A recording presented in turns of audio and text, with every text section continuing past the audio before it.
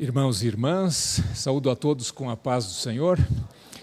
É uma alegria, uma satisfação estar aqui com vocês nessa noite, representando a nossa Sociedade Bíblica, a Sociedade Bíblica do Brasil. Trago saudações do pastor Adail Carvalho Sandoval, que é o nosso presidente da Sociedade Bíblica do Brasil, do nosso diretor executivo, Dr. Rudy Zimmer. E sendo nós, Sociedade Bíblica do Brasil, uma entidade que é das igrejas e, portanto, uma entidade interdenominacional, é sem dúvida bastante significativo para nós, especialmente para mim, representar a Sociedade Bíblica num encontro que reúne lideranças de tantas denominações, de tantas igrejas. Eu sou pastor, sou biblista, sou também o consultor de traduções da Sociedade Bíblica do Brasil, faz uns 12 anos.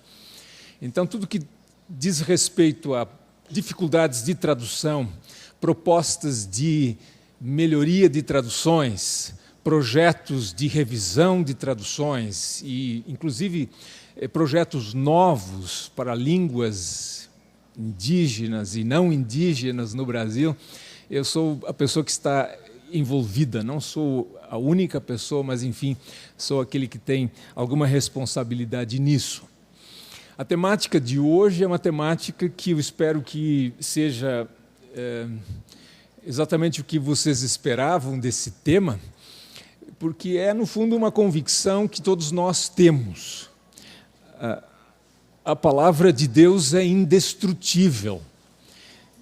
Eu vou voltar a isso no final, mas esse é o texto de Isaías 48.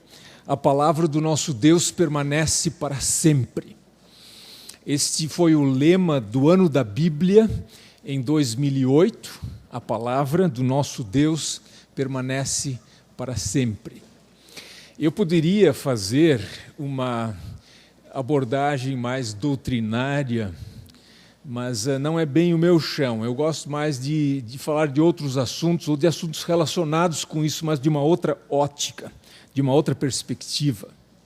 Mas os textos bíblicos estão aí, especialmente esse de Isaías, conhecido texto de 1 de Pedro 1:23, fostes regenerados não de semente corruptível, mas de incorruptível. Uma semente que não apodrece, embora a gente saiba que toda semente para frutificar ela precisa morrer. A palavra de Deus que é viva e permanente. Então esse texto aqui já tem em si alguma coisa de paradoxal. E é exatamente esse aspecto mais paradoxal que eu quero abordar hoje. De como a Bíblia, apesar de toda a sua vulnerabilidade, ela permaneceu e permanece entre nós, graças a Deus. Essa confissão de fé, a Bíblia, a palavra de Deus é a palavra de Deus indestrutível, ela é uma confissão de fé.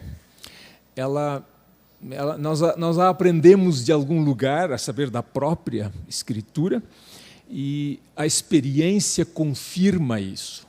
Eu quero contar um pouco dessa história e exatamente mostrar como alguns procedimentos que nós fazemos com a palavra de Deus, que parecem que vão destruí-la, na verdade não a destroem.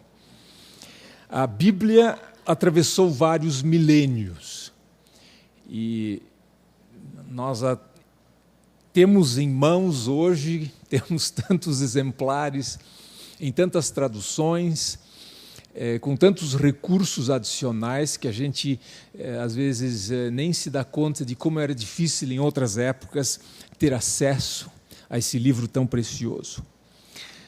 Como todos nós sabemos, o livro mais traduzido, ele é o mais distribuído em todo o mundo, ele é o livro mais lido, ele é o livro mais pesquisado no mundo.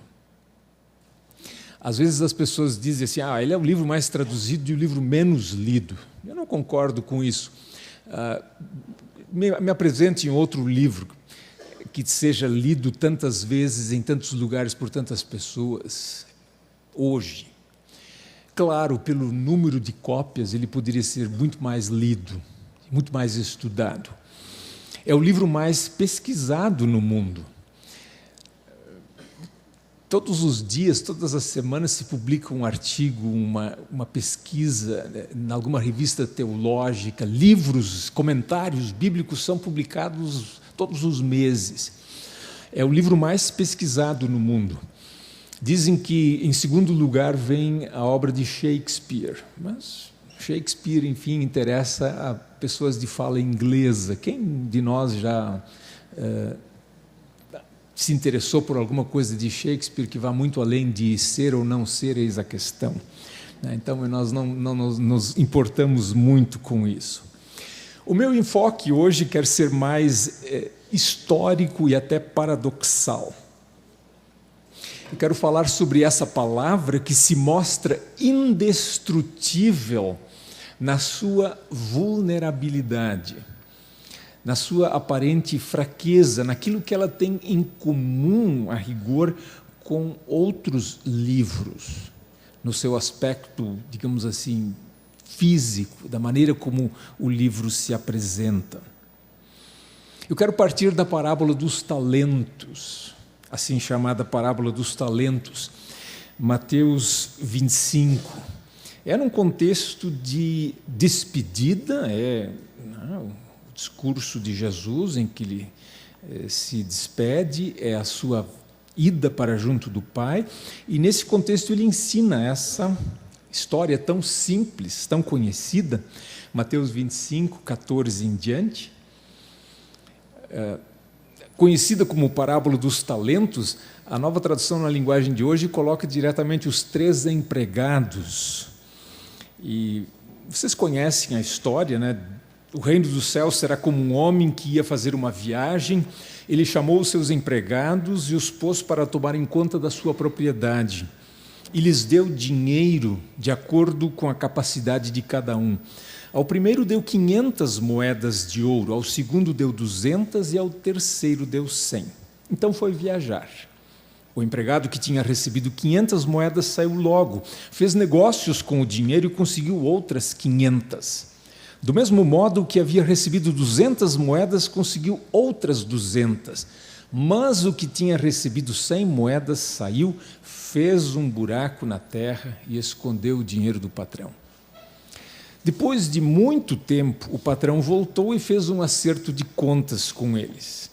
O empregado que havia recebido 500 moedas chegou e entregou outras 500, dizendo: "O senhor me deu 500 moedas, veja, aqui estão mais 500 que consegui ganhar." "Muito bem, empregado bom e fiel", disse o patrão. "Você foi fiel negociando com pouco dinheiro, por isso vou pôr você para negociar com muito. Venha festejar comigo." Então o empregado que havia recebido 200 moedas chegou e disse: "O senhor me deu 200 moedas, veja, aqui estão mais 200 que consegui ganhar." "Muito bem, empregado bom e fiel", disse o patrão. "Você foi fiel negociando com pouco dinheiro e por isso vou pôr você para negociar com muito. Venha festejar comigo." Aí o empregado que havia recebido 100 moedas chegou e disse: "Eu sei que o senhor é um homem duro, que colhe onde não plantou e junta onde não semeou. Fiquei com medo e por isso escondi o seu dinheiro na terra. Veja, aqui está o seu dinheiro." "Empregado mau e preguiçoso", disse o patrão, "você sabia que colho onde não plantei e junto onde não semeei. Por isso você devia ter depositado o meu dinheiro no banco e quando eu voltasse o receberia com juros." Depois virou-se para os outros empregados e disse: "Tirem dele o dinheiro e deem ao que tem 1000 moedas, porque aquele que tem muito receberá mais, e aquele que tem, e assim terá mais ainda, mas quem não tem, até o pouco que tem será tirado dele." Eu sei que nós gostamos de caçar os talentos e ver que são os talentos aqui. Essa tradução tirou a terminologia dos talentos e deixou apenas a questão dos valores monetários, o dinheiro. E os biblistas sabemos o que não são os talentos, não são aquilo que a palavra talento significa para nós hoje em português. É um caso em que a palavra entrou na nossa língua, Esse sujeito é um talento, ou que talento, e nós acabamos interpretando a parábola à luz do uso da palavra na linguagem comum. Mas não são os dons individuais. Mas a partir daí parece que tudo cabe dentro da parábola. Eu pessoalmente acho que o tesouro a ser investido, que Cristo deixou para a sua igreja, é a mensagem do reino de Deus. Esse é o bem mais precioso. A pregação da palavra de Deus, em particular a boa notícia do Evangelho. Esse é o tesouro que Cristo deixou à sua igreja. E por extensão, ou ampliando isso um pouco, eu diria, o livro sagrado é, na verdade, o tesouro também que nós recebemos. E agora, o que vamos fazer com ele? Aplicando isso à palavra de Deus, podemos perguntar: reter para preservar e garantir, ou arriscar e investir? E a gente sabe que a própria pregação do Evangelho sempre é um empreendimento de risco. A gente corre o risco de ser mal interpretado, as pessoas vão entender de uma outra forma, ou não vão nem entender. Mas qual é a opção? Arriscar e investir, ou enterrar o talento? Então essa é exatamente a perspectiva. Eu acho que vai ficar claro que nós não queremos imitar aqueles empregados ou servos o servo que enterrou o talento. Ele investiu, os dois investiram e foram considerados fiéis. Nesse sentido, a própria palavra de Deus nos foi dada para ser investida. E ela se mostrou exatamente indestrutível pela transmissão. O que significa isso? Significa que, ao ser passada adiante para chegar até nós hoje, a Bíblia, os textos bíblicos passaram por situações de risco, em que foram ameaçados, sofreram alguns danos ao longo desse caminho, mas se mostraram indestrutíveis, tanto assim que chegaram até hoje. As pessoas às vezes dizem, e a gente lê numa outra revista secular, as pessoas dizem, de tradução em tradução a Bíblia foi chegando até os dias de hoje.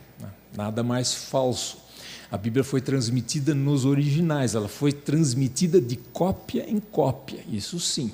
Ela foi sendo copiada a cada nova geração, e assim ela foi transmitida e preservada. E ela se mostrou indestrutível pela transmissão. Se você tem um livro sagrado, onde é que você vai pôr esse livro? Essa imagem, talvez vocês conheçam, é uma clássica imagem do primeiro rolo do livro de Isaías em hebraico, encontrado em Qumran, 1947. Uma cópia que nos fez retroceder uns 1000 anos, ao menos para esse livro bíblico, em termos de tempo. Nós temos agora uma cópia de Isaías, que é do período ou da época de antes de Cristo, exatamente essa cópia. Então, se você tem um livro sagrado, onde você vai pôr esse livro sagrado? A resposta óbvia seria, se ele é santo, você põe ele no santuário. E esse livro, esse rolo, que tem uma extensão de 7 metros e uns 30 e poucos centímetros, é um pergaminho, é uma tira de couro de 7 metros e 30 centímetros, que traz todo o livro de Isaías. Esse rolo, esse livro, ele foi colocado, ele está no Santuário do Livro, que é um museu em Jerusalém. Então, a gente poderia pensar, um livro sagrado, se ele é um tesouro, ele cabe num santuário. essa seção do museu é chamada de Santuário do Livro. Mas não foi isso que aconteceu com a Bíblia. Eu não tenho nada contra a colocação desse documento num local tão destacado ou tão privilegiado. Mas com os textos bíblicos não foi isso que aconteceu. Eles, na verdade, nem foram preservados, por estranho que nos pareça isso. Os textos originalíssimos, aqueles que os profetas escreveram, que os apóstolos escreveram ou ditaram, eles não foram preservados. A gente pode perguntar, por que não? Provavelmente porque as pessoas se davam por satisfeitas com uma cópia, elas estavam mais preocupadas com o conteúdo do que propriamente com o objeto em si ou com aquele documento original em si. Então, eles não foram preservados. Eu, às vezes, digo que bom que não foram preservados, porque se a gente lembra a história, né, do cristianismo, o que se fez, especialmente na Idade Média, em termos de olhar para relíquias, assim por diante, esses textos, se fossem preservados, tivessem sido preservados, provavelmente seriam também objeto de um abuso. Se faria com eles o que não se deve fazer com eles. E, na verdade, eu não sei, eu não conheço essa história, mas eu não me lembro de ter lido alguma vez que algum manuscrito bíblico esteve entre essas relíquias que as pessoas veneravam lá na Idade Média. Provavelmente uma indicação de que o texto bíblico não era lá tão importante, eram mais coisas relacionadas com pessoas que são mencionadas na Bíblia, pedaços da cruz e coisas assim, supostamente, né?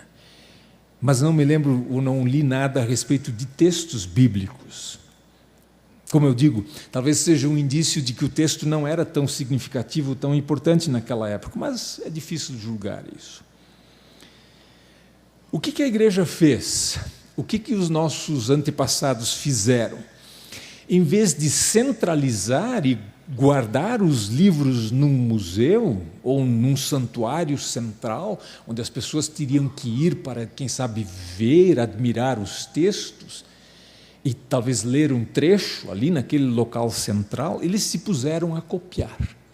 Os textos foram copiados.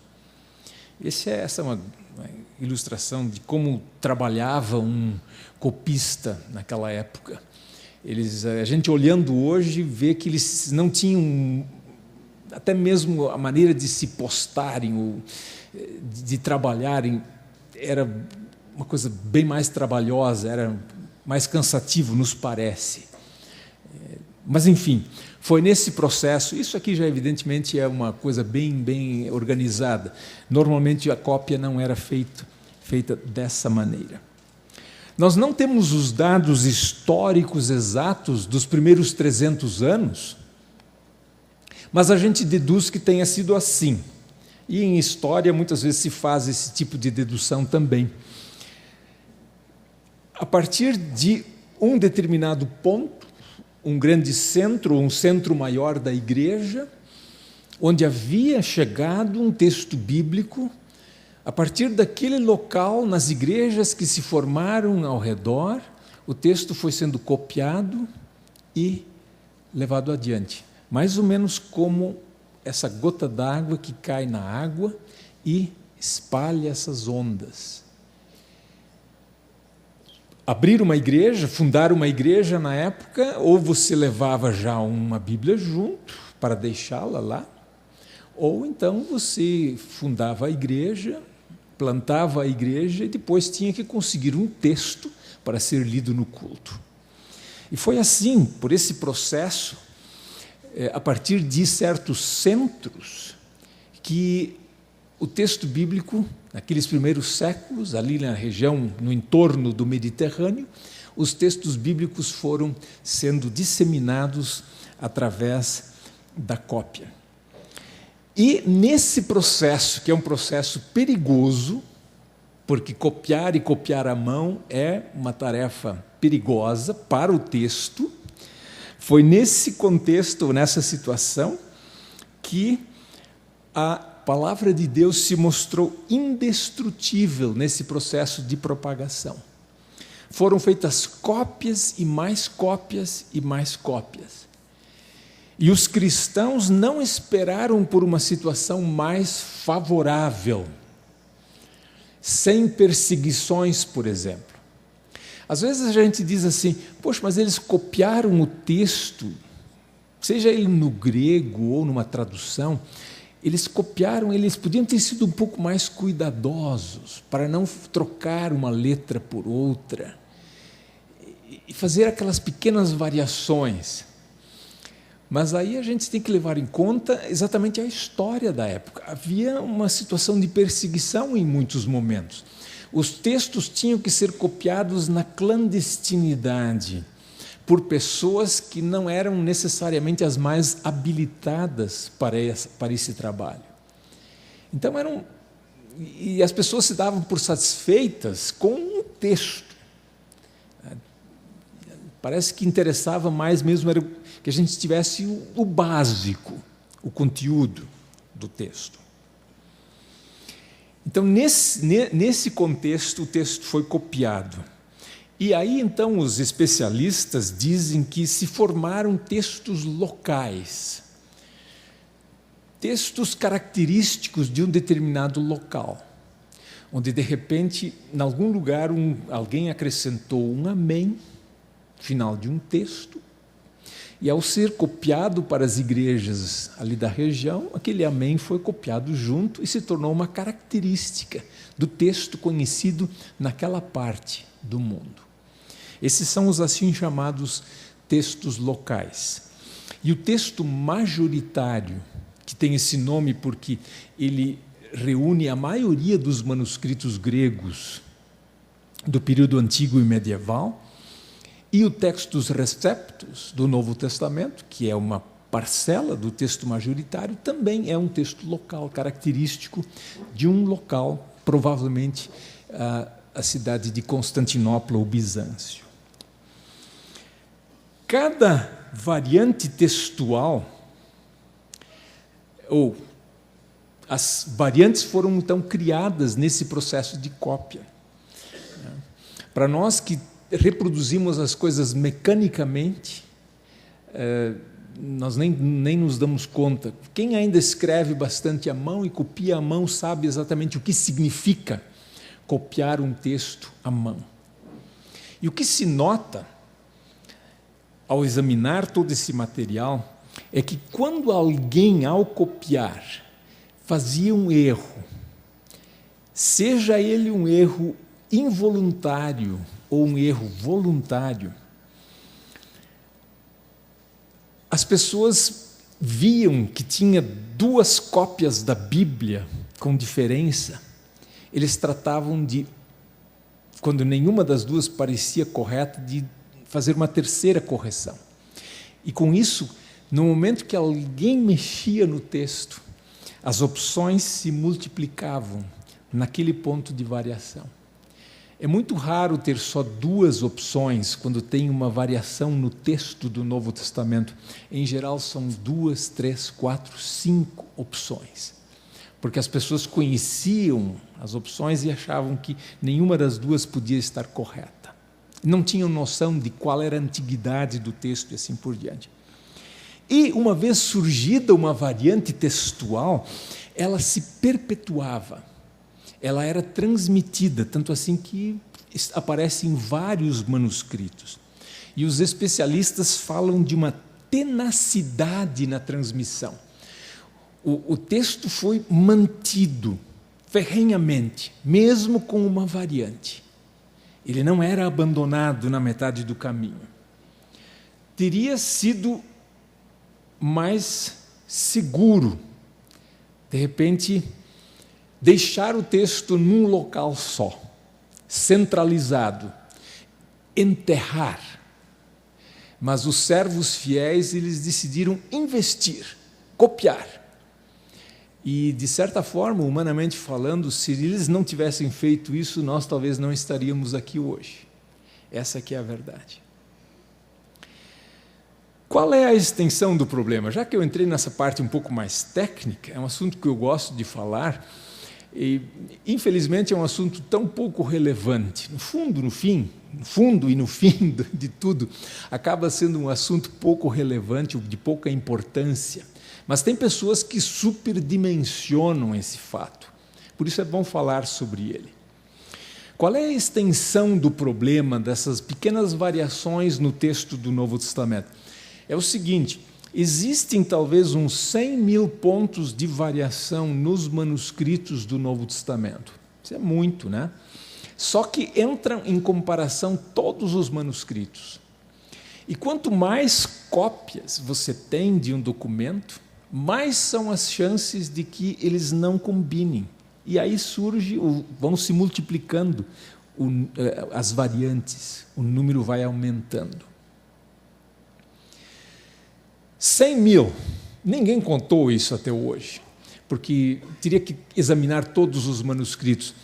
Uma edição clássica, uma edição bem renomada do Novo Testamento, traz 11.500, mais ou menos, pontos onde existem pequenas alterações do texto.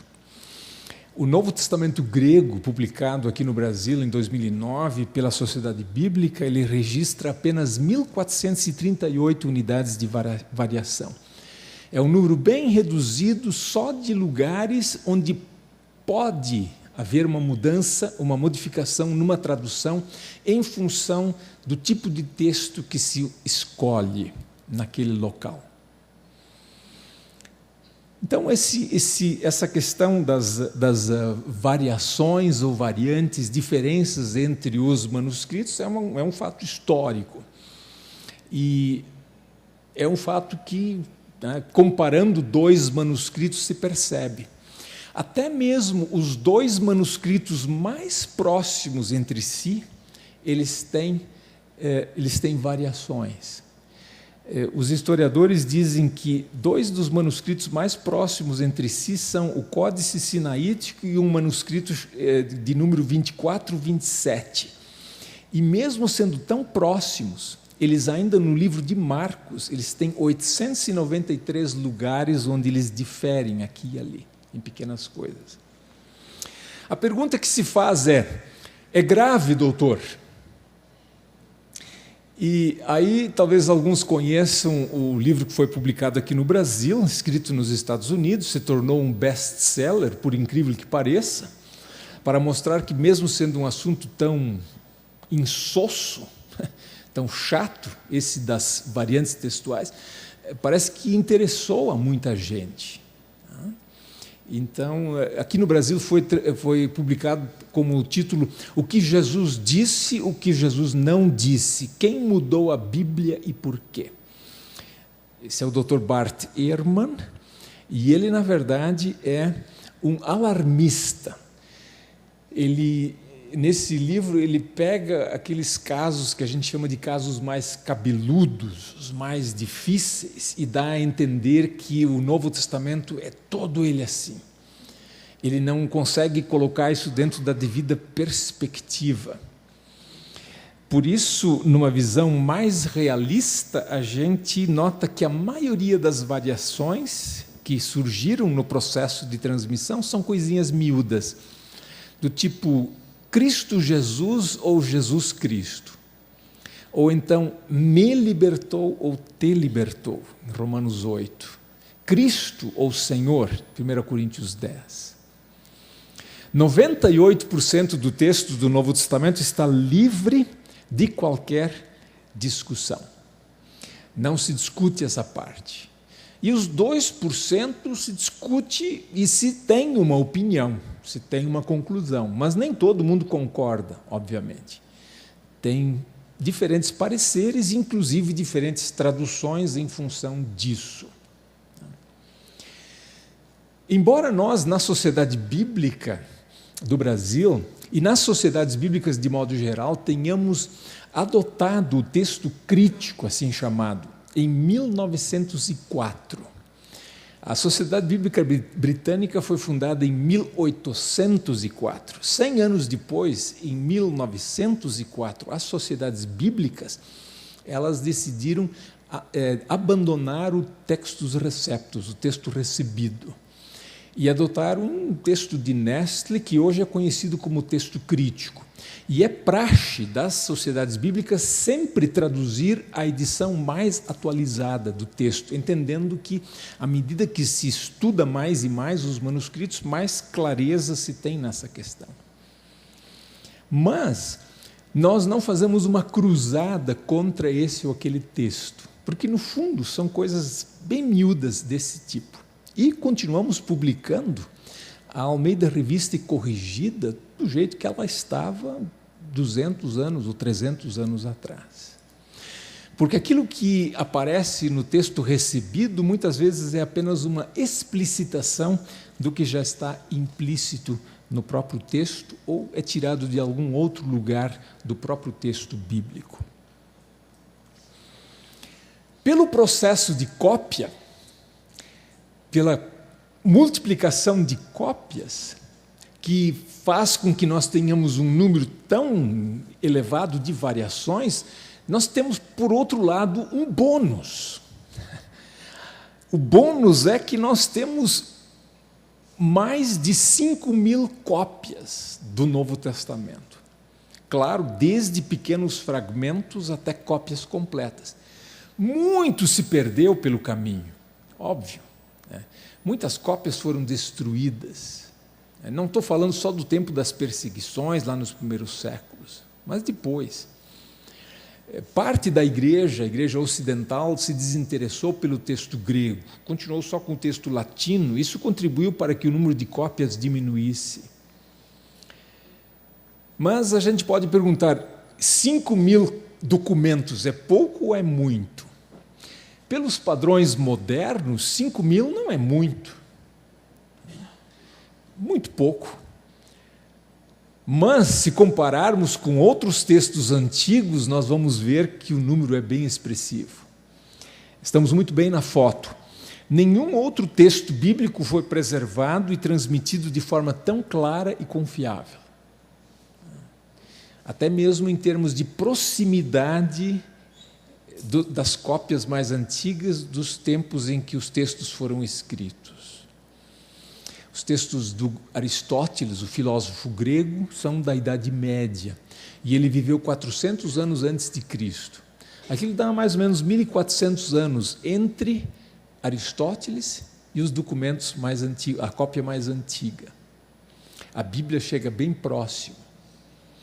Algumas cópias chegam a algumas dezenas de anos do tempo em que o livro foi escrito. O resultado desse investimento que esses servos do passado fizeram, contribuíram, humanamente falando, para que a Bíblia fosse, de fato, um livro indestrutível, pelo processo de transmissão. Ela correu riscos, mas esse risco se tornou uma coisa boa.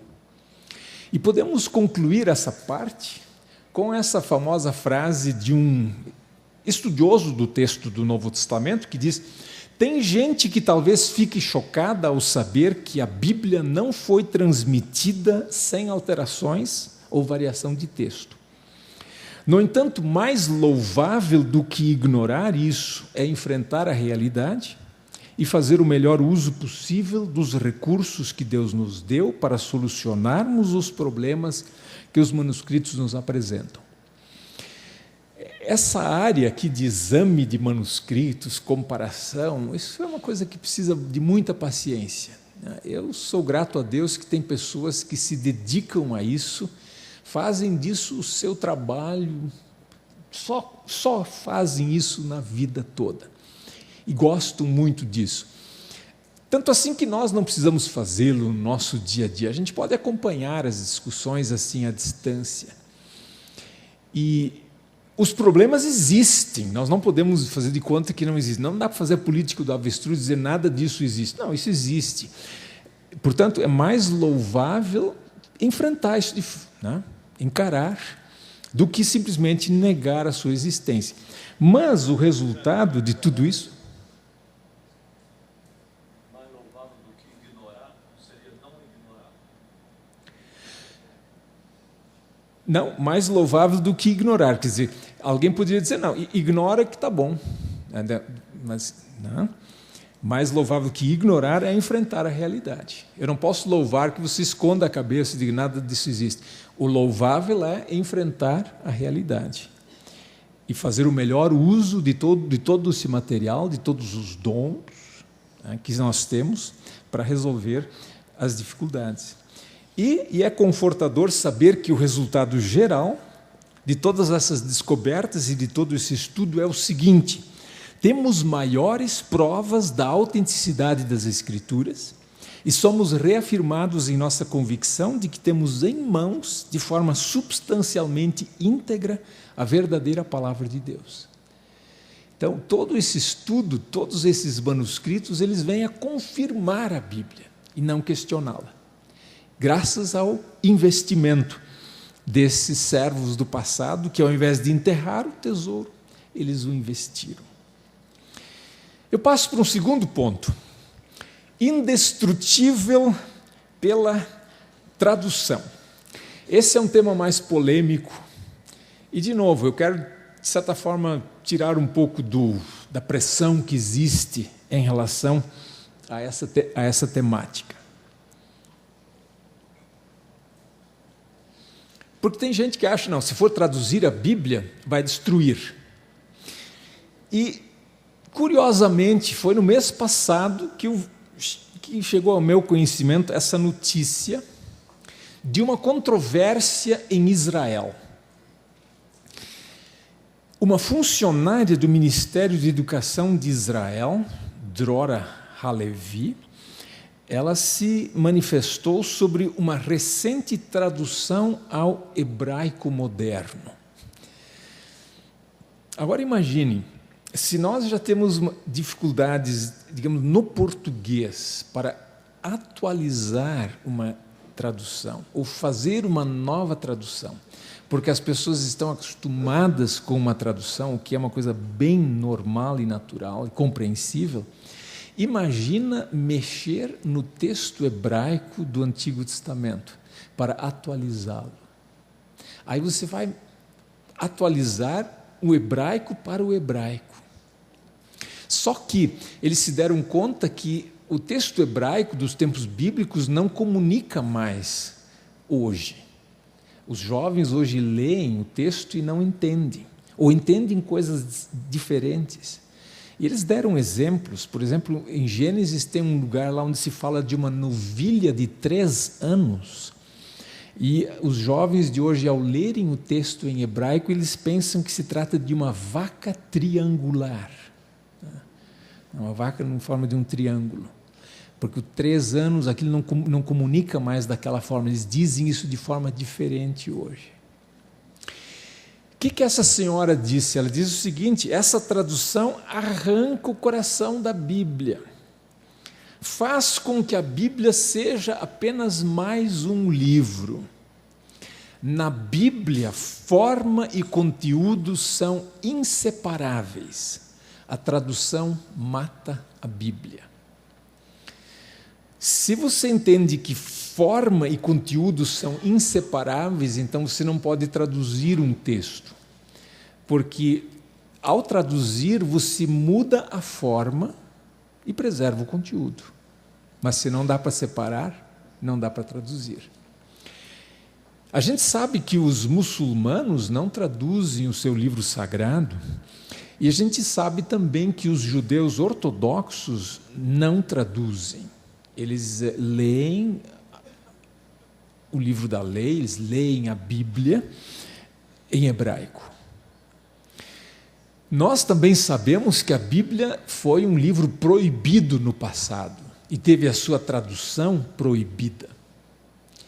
Não porque se entendesse que era impossível traduzir, porque até eles que proibiam a tradução da Bíblia trabalhavam com uma tradução, eles tinham a Bíblia em latim.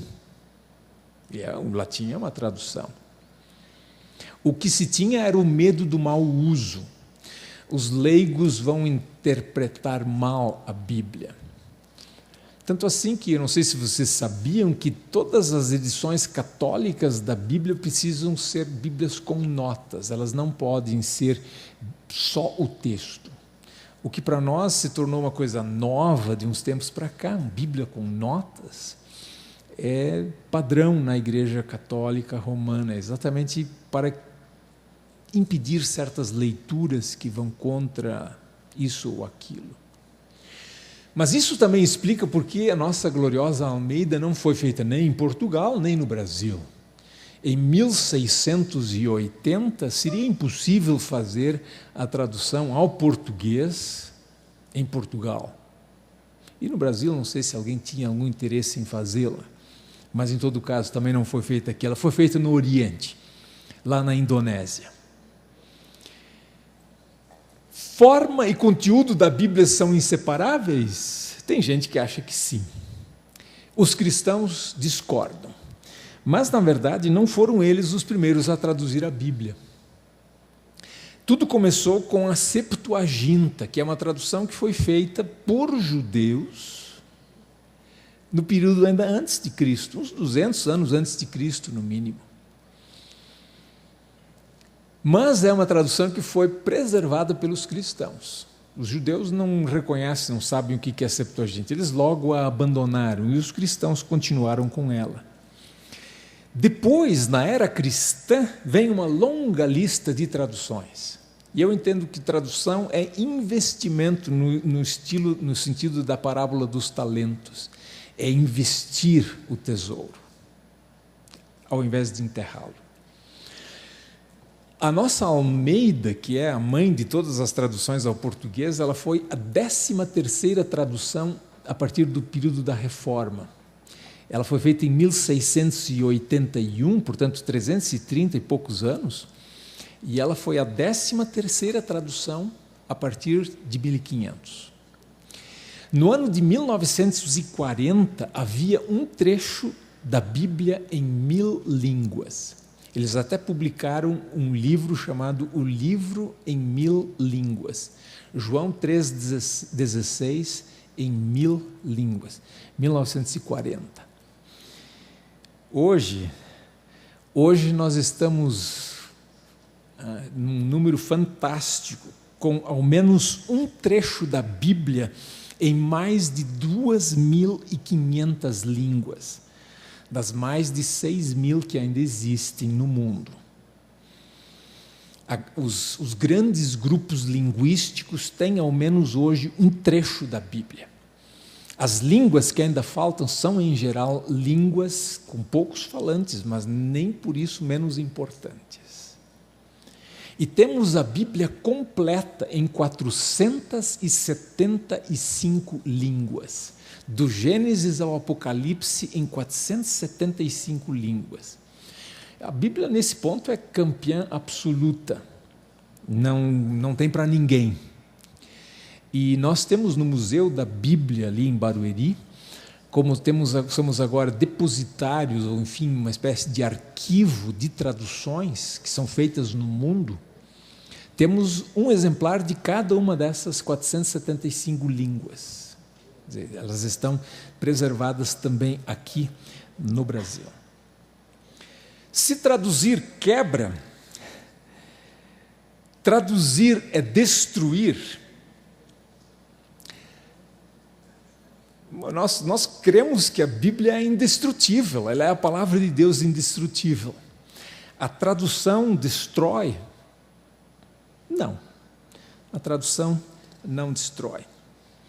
Mas existe sempre em nós essa tendência de fossilizar, ou de querer fossilizar o texto bíblico, mesmo numa tradução. Existe essa tendência, por exemplo, de dizer, traduza, mas só até certo ponto, não vá além disso. Ou então aquela atitude, traduza, desde que não vá além da tradução que eu uso. Ou traduzir é ótimo desde que a tradução que eu uso tenha sido a última.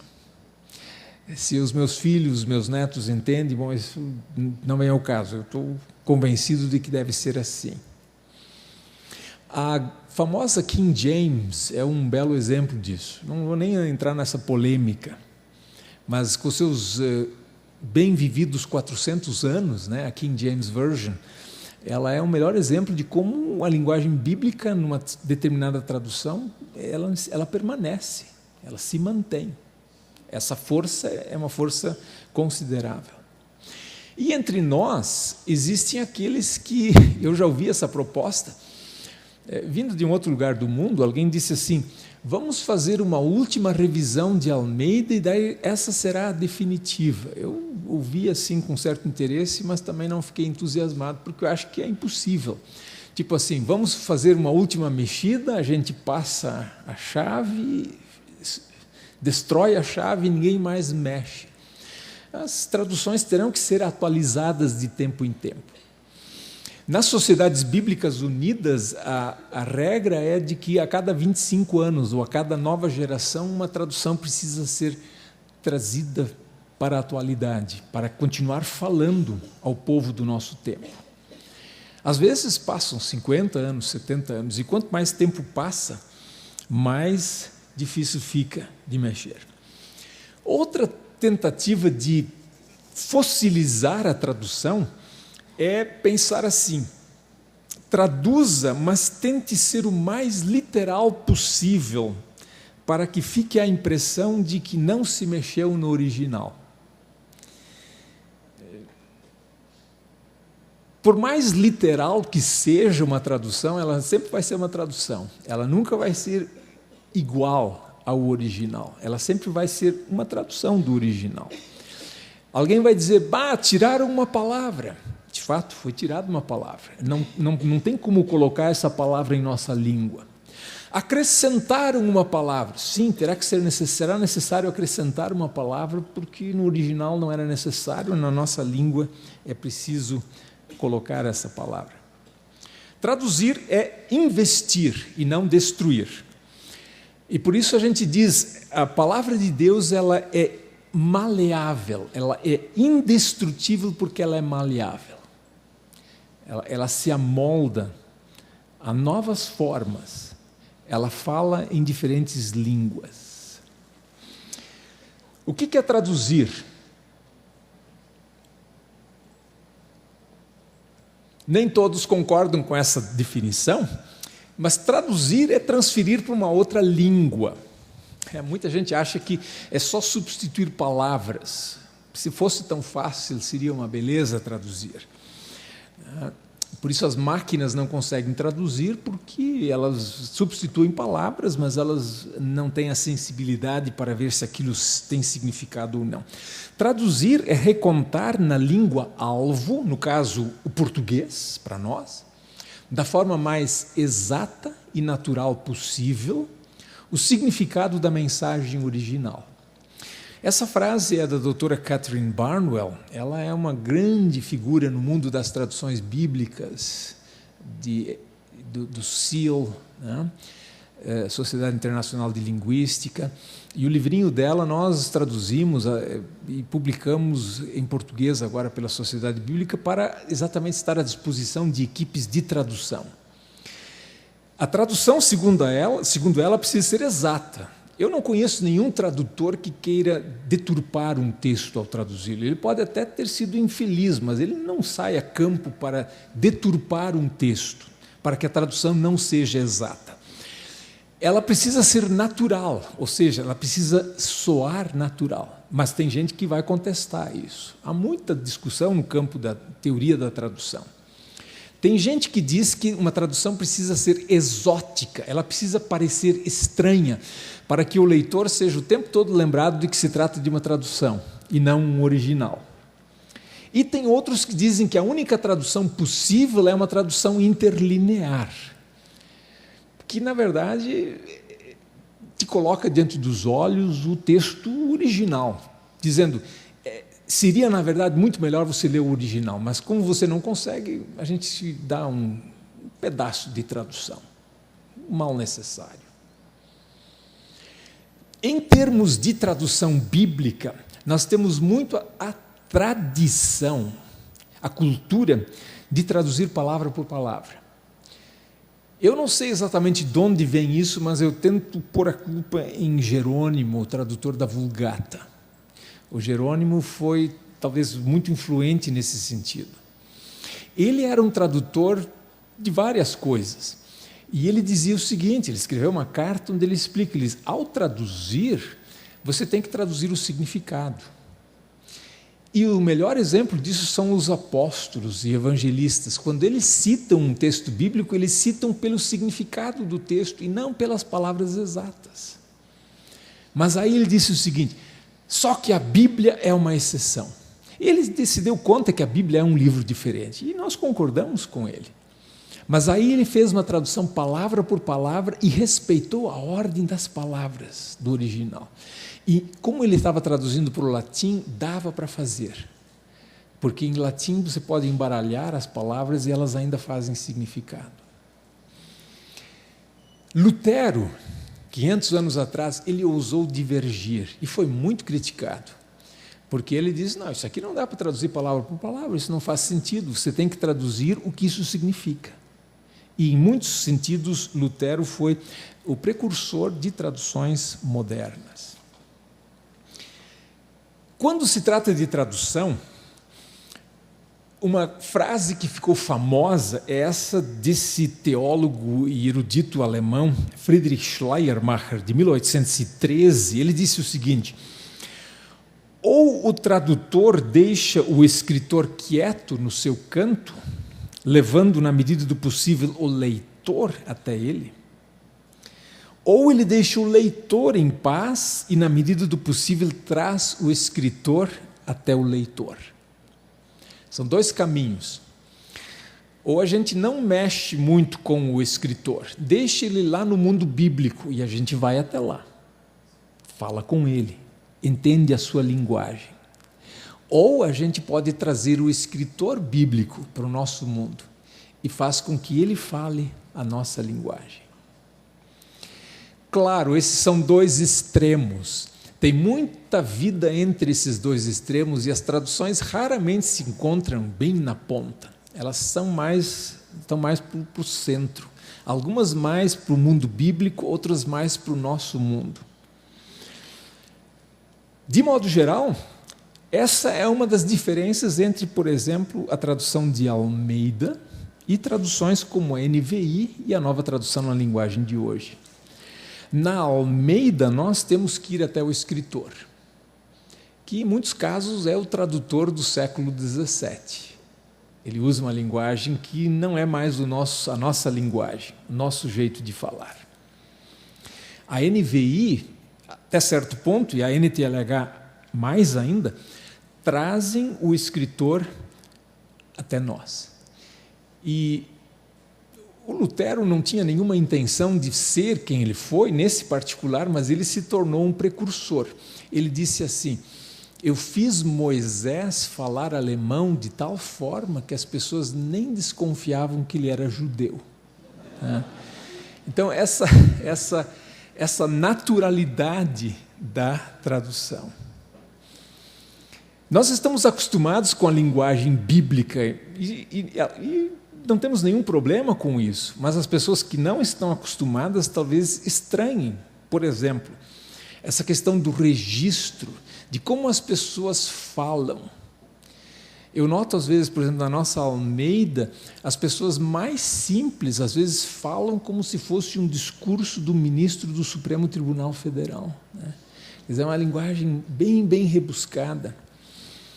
Aquela menina que foi levada como escrava lá para a Síria, que entra na história de Naamã, quando ela vai falar com a patroa, provavelmente na cozinha, ela diz assim, tomara o meu senhor estivesse diante do profeta que está em Samaria.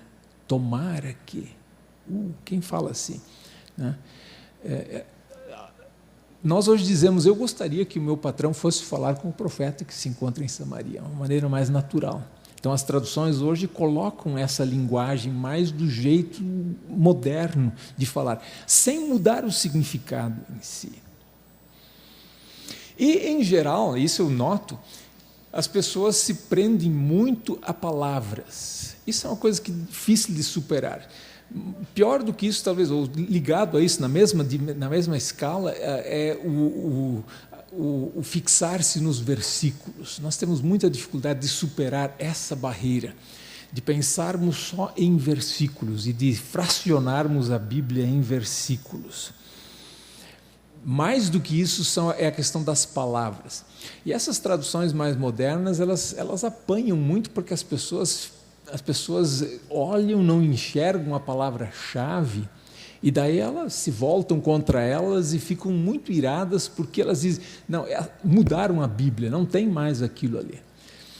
E eu quase não, quer dizer, tantas e quantas vezes já respondi para pessoas que entram em contato com a sociedade bíblica dizendo, meu irmão, minha irmã, nada se perdeu, mas tudo se transformou. Ou seja, está tudo ali, só que está dito de uma forma diferente. Então, né, se a pessoa está acostumada com a palavra justificação, de repente ela não encontra mais a palavra, mas está lá, Deus nos aceita. Então,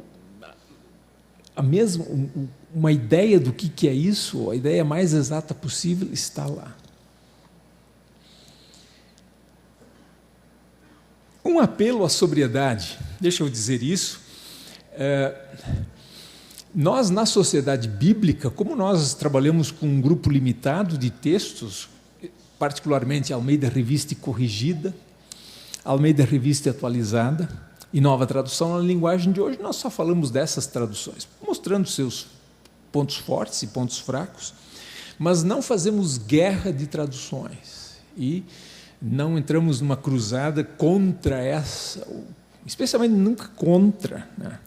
E eu acho que a Igreja do Brasil não deveria, se é que alguma vez já pensou, ou está de alguma forma envolvida, numa guerra de traduções.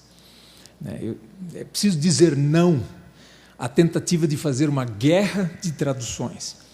E os líderes da Igreja, talvez esse é o meu apelo, precisam ajudar o povo a entender o que se passa, entender qual é o processo, como é que é isso, e jogar água na fervura, e não mais lenha na fogueira. De dizer, tudo isso se explica, tudo isso tem um fim proveitoso, tudo isso é bom no final, as traduções não se digladiam, elas se complementam.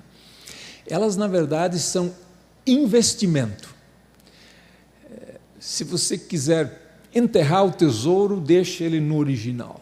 Se você quer investi-lo, invista, corra o risco. Traduzir é correr riscos. É uma coisa muito arriscada. Mas os cristãos fizeram isso desde o início. Que bom que fizeram. E nós estamos nessa longa tradição. 2.500 línguas têm ao menos um trecho bíblico, e tem gente trabalhando com muito afinco para que até 2025 se chegue mais perto de todas as línguas terem ao menos um trecho traduzido. É um desafio muito grande, mas que bom que tenhamos os desafios. Indo para uma parte mais amena e mais óbvia, a palavra de Deus é indestrutível pela distribuição. Hoje, mais do que nunca. Se bem que os nossos meios hoje são meios bastante frágeis, né? Quer dizer, você pega um CD, não sei se a gente trabalha com CD, faz horas que não gravo mais nada em CD, mas também não estou na ponta, mas isso aqui, dizem que um CD, esses CDzinhos, esses duram o quê? 15 anos. Agora imagina, tem manuscritos bíblicos de 1.600, 1.800 anos que ficaram enterrados nas areias e não pereceram, não apodreceram. Então vejam, esses materiais eram resistentes. O papiro é um papel assim, tipo uma folha de milho, né? Chega a ter essa espessura. Em todo caso, que bom que temos hoje uma grande distribuição da Bíblia. As igrejas distribuem, no Brasil, 6 milhões de exemplares ao ano. Eu digo isso não só porque a Sociedade Bíblica do Brasil é das igrejas, mas porque exatamente as igrejas fazem esse trabalho. E só falo da Sociedade Bíblica, não estou falando de outras editoras que distribuem a Bíblia no Brasil. Comparando com dados do passado, a gente vê como nós hoje temos um outro quadro.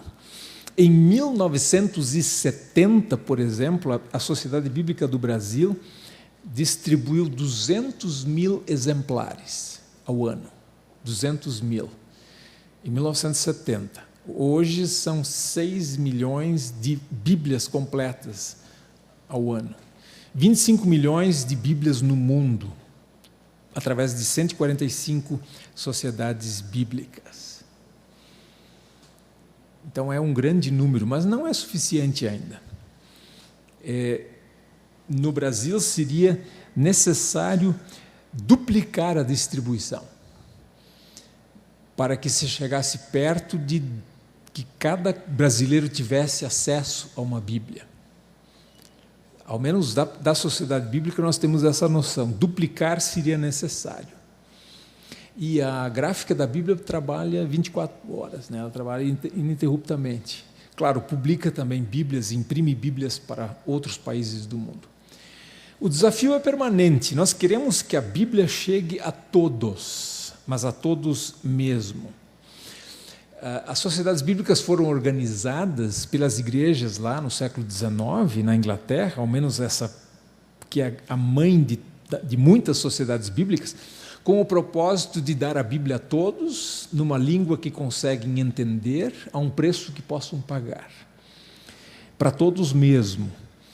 E esse todos, evidentemente, que inclui um grande grupo de pessoas, além das pessoas como nós, né, que temos acesso ao texto escrito, do jeito que ele está, em português. Bíblia para todos hoje inclui os cegos. E nós temos a imprensa Braille, junto à Gráfica da Bíblia.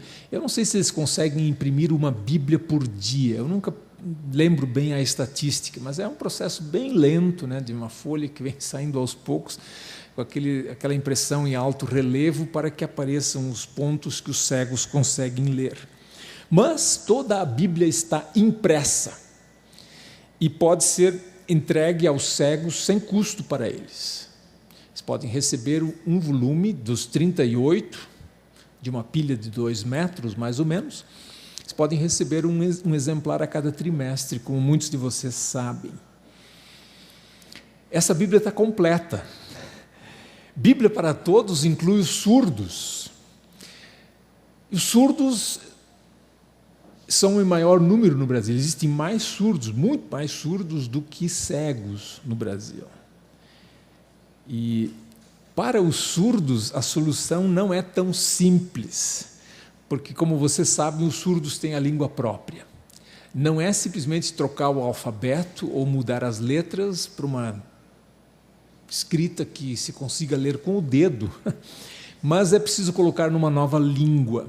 E a tradução é um processo lento, muito lento. Eu estou acompanhando a produção desse projeto piloto, um DVD com 4 histórias que é para ficar pronto esse ano. E é uma série de fatores. Uma, porque os surdos, a meu ver, são muito perfeccionistas, eles querem tudo muito exato. Eles revisam aquilo 4, 5 vezes. Quando eles vão revisar, eles refazem. Eles começam sempre da estaca zero. Então, nós temos o grande projeto, pequeno projeto, de um DVD com 4 histórias bíblicas esse ano. Tem um lugar no mundo, só para vocês verem o que significa traduzir a Bíblia para surdos. O lugar do mundo onde eles estão mais adiantados em tradução da Bíblia para essa linguagem, essa língua, é a Suécia. O meu colega da Suécia disse outro dia, se nós continuarmos a traduzir a Bíblia nesse ritmo, nós vamos levar 300 anos para concluir a tradução. Porque é demorado, você precisa filmar, enfim. Mas ninguém nunca vai, acho eu que ninguém nunca vai traduzir toda a Bíblia para Libras, porque listas de nomes, de repente, não são a coisa mais importante numa prioridade, ou priorizando certas histórias, ou certos textos. Bíblia para todos inclui gente que não gosta de ler. Né? E por isso nós temos hoje a Bíblia completa, gravada, né, em áudio. Tem essa gravação do Cid Moreira, né, da Nova Tradução na Linguagem de Hoje, e o Novo Testamento de Almeida, no programa Fé Vem Pelo Ouvir. Bíblia para Todos inclui Bíblia para dependentes químicos, presidiários, o programa Bíblia no Cárcere, indígenas. A Sociedade Bíblica do Brasil não tem tradição de trabalho com indígenas. Muitas das nossas lideranças e lideranças de igrejas, e eu me incluo entre eles, entendia sempre que a missão da Sociedade Bíblica é a Bíblia em português. E, felizmente, há outras missões envolvidas nisso. Mas, aos poucos, nós estamos começando a dar, ao menos, algum suporte para esse tipo de trabalho, com as línguas indígenas brasileiras, que são para mais de 180 ainda. E tem as línguas dos imigrantes. Tem línguas de imigrantes alemães que falam um alemão que não se fala, que não é o alemão clássico, o erudito, e que também poderiam ter textos bíblicos na sua língua. Bíblia para crianças. Nós, na verdade, não temos uma Bíblia traduzida especificamente para crianças. E nem sei se vai ser possível algum dia fazer uma Bíblia completa para crianças na linguagem delas. A Nova Tradução na Linguagem de Hoje, por exemplo, é uma tradução feita para, tendo em mente estudantes ou pessoas com escolaridade de 7ª ou 8ª série. Mas coisa para 4ª, 5ª série, ninguém pensou nisso. Então, não é uma Bíblia para essa meninada. Caberia, de repente, uma tradução nesse nível de linguagem. Bíblia para Todos inclui gente que mexe com computador. Tem aqueles que são nativos nessa era digital, né? Tem aqueles que migraram, né? Que são migrantes e estão aprendendo a língua, como eu, né? Aprendendo a língua um pouco todos os dias, o suficiente para conseguir me virar, mas nunca com a pretensão de ser um expert. Mas tem gente que, de fato, nasce, né? Quer dizer, parece que já sabe digitar, aquilo que o pessoal da minha geração aprendia a duras penas num curso de datilografia. Hoje, essa meninada, eles parece que já sabem, já nascem e sabem digitar, ao menos o suficiente para se virarem. Aí nós temos biblioteca digital da Bíblia, para pesquisa e estudo da Bíblia no computador, a Bíblia digital Glow, que é a continuação do conhecido Illumina, só que é um programa aberto, com possibilidade de sair dele e ir para o YouTube, enfim, introduzir coisas ou colocar links lá dentro de coisas que você achou interessante. Então, é um programa que exige muito recurso. Eu não tenho ele instalado porque a minha placa de vídeo não roda. Então, se você não tem uma placa de vídeo com boa capacidade, nem tente usar o Glow, ele vai travar. Bíblia para Todos inclui gente que estuda a Bíblia nos originais. As igrejas do Brasil, através da Sociedade Bíblica, estão agora publicando a Bíblia hebraica aqui no Brasil e também 2 edições do Novo Testamento grego, publicadas aqui no Brasil. E as igrejas decidiram vender para os seminaristas esse material acadêmico com 50% de desconto. Seminaristas, acadêmicos de teologia, enfim, estudantes de teologia. Exatamente porque são livros que normalmente são caros e são livros que interessam a um público bem específico. São livros que, no fundo, nunca vão ser rentáveis, porque eles têm uma saída limitada. Mas é uma população, é um público no Brasil que está sendo contemplado, porque fazem parte do todos. Temos o plano, não, temos a previsão, a data eu não tenho, mas nesse primeiro semestre, esses dias eles estavam terminando a impressão da primeira parte do Antigo Testamento interlinear hebraico-português, o Pentateuco em tradução interlinear. Era para estar pronto em março, estará pronto provavelmente na metade do ano ou no começo do segundo semestre. Bíblia, Palavra de Deus, indestrutível também pela internalização. O que significa isso? É o livro que mais pessoas internalizam, memorizam. Por isso ele é indestrutível. Se de um dia para outro aqui no Brasil sumissem todas as Bíblias, ou em todo o mundo sumissem as Bíblias, nós seríamos capazes de reconstruir boa parte dela a partir daquilo que as pessoas têm memorizado. Por isso é também um livro sempre acessível. Você não precisa necessariamente tirar o livro da sacola, ou da pasta, ou da mala, para ter o texto. Você lembra ele. Isso é um detalhe interessante. Também por isso a Bíblia é um livro indestrutível. E é um livro indestrutível pela recontextualização. Esse é o meu último ponto, rapidinho eu toco nisso, porque esse é o que mais mexe conosco, os pastores, pregadores e pregadoras da Palavra de Deus. Nós fazemos isso o tempo todo, nós recontextualizamos a Bíblia, nós fazemos como se ela estivesse falando, sido escrita para nós hoje.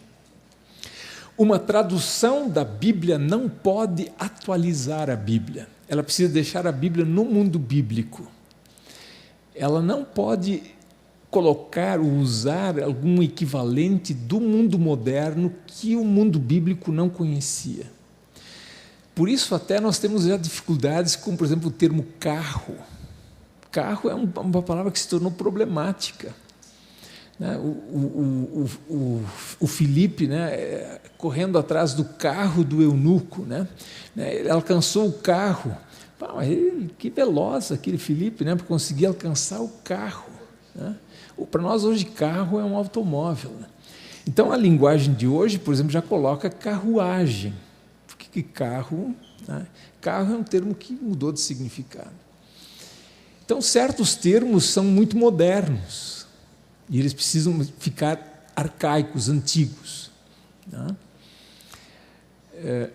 Não se pode modernizar. Um outro exemplo que eu uso, por exemplo, é melhor morar no canto do eirado do que com a pessoa rixosa, A Bíblia tem a perspectiva do homem, por isso ele fala com a mulher rixosa, mas vale por outro lado também.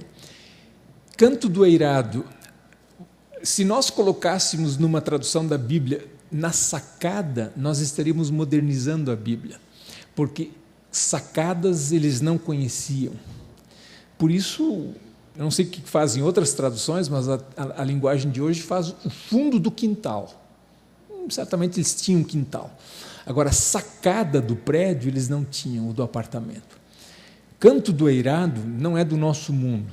Então, se o escritor quer falar no nosso tempo, ele precisa abandonar o eirado e falar uma linguagem diferente.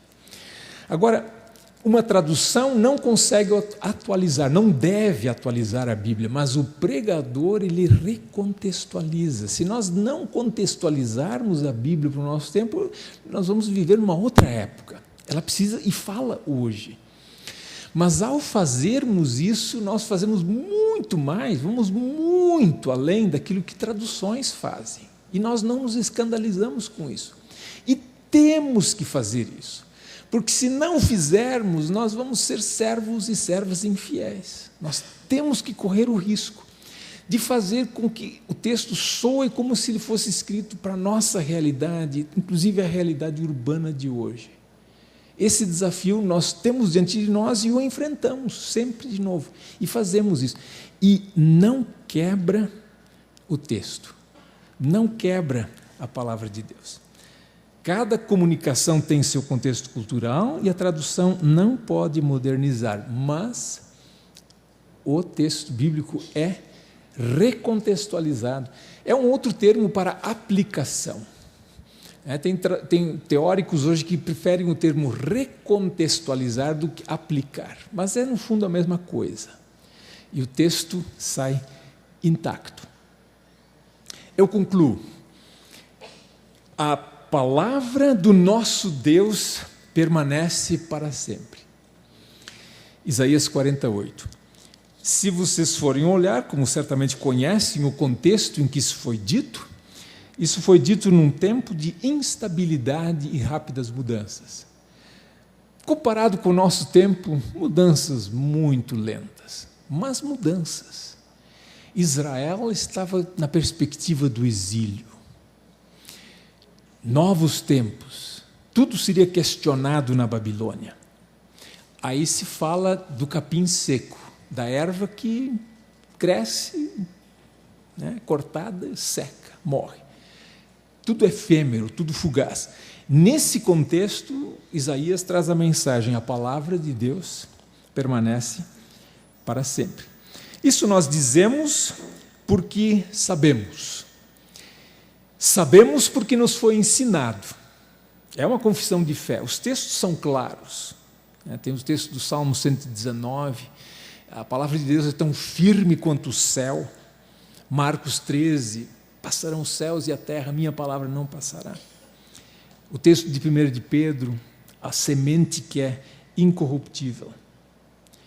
E que bom que temos uma realidade, ao menos no Brasil, uma realidade, ao mesmo tempo bonita, por outro lado, desafiadora.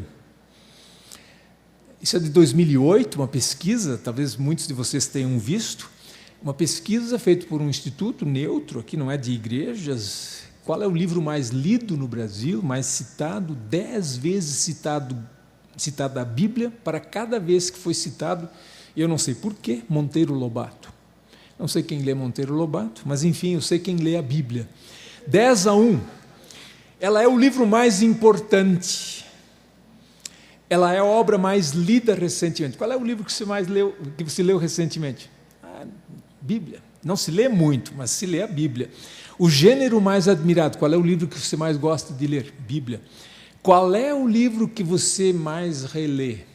Aí a goleada é histórica, né? Porque ninguém relê, ou raramente alguém vai reler um livro que teve que ler na escola. Ninguém relê o livro. Quantas vezes nós já relemos e ouvimos textos bíblicos, a começar pelo Salmo 23 e todos os outros. Mas aí se põe o desafio. Aí entramos nós, servos que Deus quer que sejam fiéis, investidores do tesouro. Ajudar o nosso povo a abrir o texto, ler o texto, meditar o texto, viver o texto. Historicamente, essa é a missão das igrejas, não é da sociedade bíblica. Nós até temos entrado em campo, preparando alguns materiais para ajudar as igrejas a fazer a sua obra de ensinar a palavra de Deus. Esses que já a conhecem, temos o desafio de fazer com que conheçam mais. E quantos ainda não a conhecem? Esse é o nosso desafio que está posto. A palavra de Deus indestrutível, de várias maneiras, na sua transmissão, na sua tradução, na sua distribuição, na sua recontextualização. Tudo isso é importante, necessário, e nada disso destrói a palavra de Deus, que é viva e permanente, permanece para sempre. Amém. Amém. Muito obrigado.